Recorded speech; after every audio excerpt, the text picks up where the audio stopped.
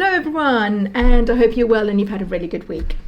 In today's video, you are going to find out about red flags and what red flags you need to look for in your interview with a parent, which indicates that you should not work for this family.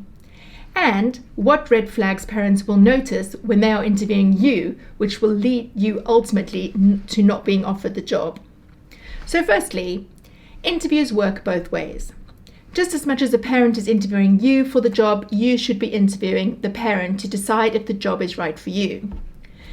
So there are certain red flags which will jump out at you during an interview, which you should take note of, which will be a really good indicator that you should not accept the job if it is offered to you from this family.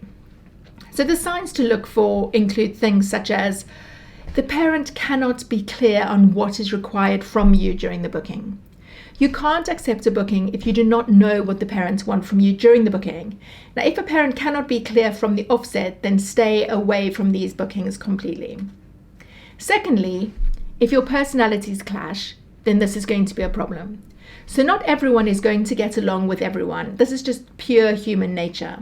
However, if you have identified early on that you might now not get on with the parents at the interview stage, then the likelihood is you're not going to be able to work with this family going forward, to stay away from that family.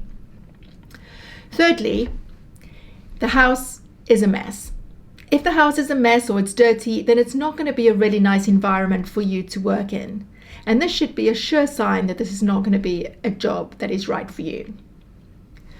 Fourthly, if the parents have unrealistic expectations of what you need to do during the booking. Sometimes parents believe that what you can accomplish during a booking is far greater than what you know that you can do. If the parents are asking too much of you and setting really unrealistic expectations, then as much as you feel that you are a super sitter and potentially can handle it all, it's best just to decline this booking.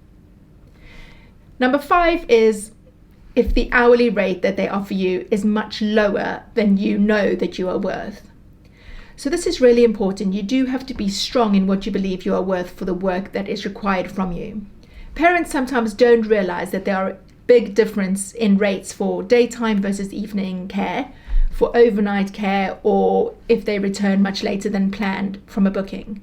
Also, parents are not always aware of your mileage rate, which is paid on top of your hourly rate for transporting their children in your car around the place. If you have already advised parents of this and they are still not happy with your rate, then it is a good indicator that you need to walk away from this booking request as well.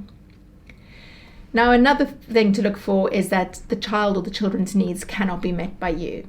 It is really important that before you accept a booking that you meet the children first.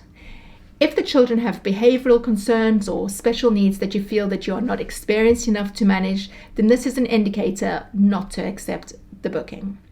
So then secondly, red flags parents will look for during an interview with you, which will ultimately result in you not being offered the work, include the following things.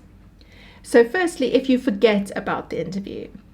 Secondly, if you don't reply to messages or phone calls that the parents have left in a timely or a professional way.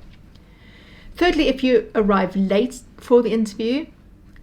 Fourthly, if you dress inappropriately for the interview. Fifthly, if you speak about previous families that you have babysat for in a negative way. Or if you don't engage with the children or ask any questions or have fun with the children. Another turn off is if you bring up the topic of what your hourly rate is too early in the interview. And also, if you get too over-friendly with the family, that's also not a good sign. And if you don't tell the truth on your sitter profile, the parents are likely to catch you out in the interview, and that will not get you the job either. Whether you are a dab hand at interviews or this is the first interview that you are preparing for, knowing what to look for in interviews and what to avoid during interviews will ultimately find you the right family to babysit who fits in with your personality and with your schedule. Thank you for watching my video and good luck with any interviews that you have lined up, and I look forward to seeing you in our next video, which are posted weekly on this British Babysitting Association YouTube channel. Bye for now.